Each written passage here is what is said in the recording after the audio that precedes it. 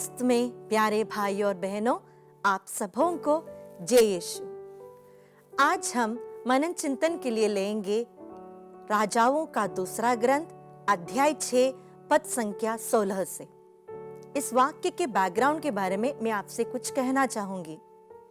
एक बार इस्राएल के शत्रु राजा इस्राएल पर आक्रमण करना चाहते थे, लेकिन हर बार जब वो आक्रमण के लिए तैयार होकर आगे आते थे तो कहीं ना कहीं से इस्राएली राजा को खबर मिल जाती थी और वे सतर्क हो जाते थे।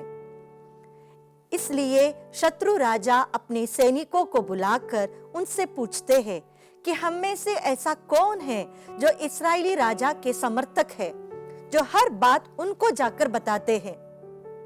तब एक सैनिक आगे आकर उनसे कहता है, प्रभु, हम में से कोई भी इस्राएल राजा के समर्थक नहीं है, लेकिन इस्राएल में एक नबी है जिनका नाम है एलीशा, और वे प्रभु के बड़े भक्त हैं। प्रभु इस्राएल राजा को जो भी संदेश देना चाहते हैं वह एलीशा नबी को बता देते हैं। तब शत्रु राजा ने कहा, तो हम ये एलीशा नबी को ही पकड़ लेंगे।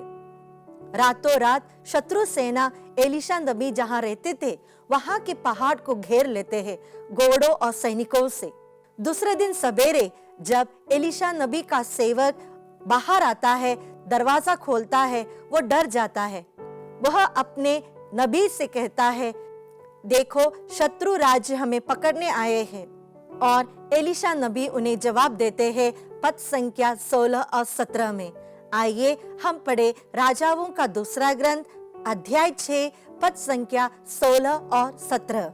लेकिन उसने कहा, डरो मत, जो हमारे साथ है वे उनसे अधिक है जो उनके साथ है।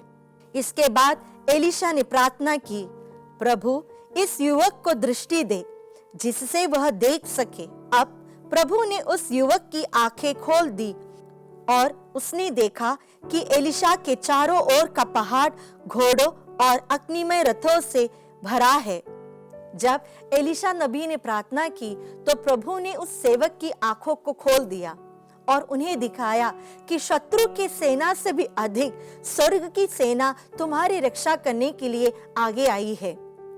इसका मतलब यह है कि जब शत्रु हमें आक्रमण करने के लिए तैयार होते हैं, तब एक व्यक्ति जो ईश्वर पर भरोसा रखता है, जो ईश्वर के साथ है, उसके विरुद्ध कोई नहीं आ सकता, क्योंकि खुद ईश्वर ही उसकी सहायता के लिए आगे आएगा। रोमियो के नाम पत्र अध्याय 8 पद संख्या 31 में संत पौलुस हमसे कहते हैं, जो व्यक्ति ईश्वर के साथ है कौन उसका विरोध कर सकता है। कई बार हम देख सकते हैं कि हमें लगता है कि कोई व्यक्ति हमारे विरुद्ध कोई जादू टोना करते हैं, या हमारे खिलाफ कोई षड्यंत्र रच रहे हैं, या हमारे बारे में बुरी खबर फैला रहे हैं। प्यारे मित्रों, अगर हम ईश्वर के साथ जुड़े रहेंगे, कोई भी मुसीबत हमारे सामने क्यों ना आए, ईश्वर हमारे लिए हमारे साथ खड़े रहकर युद्ध करेंगे। कई बार हम जीवन में हताश हो जाते हैं, निराश हो जाते हैं, ऐसा लगता है कि आगे बढ़ने की हिम्मत और नहीं।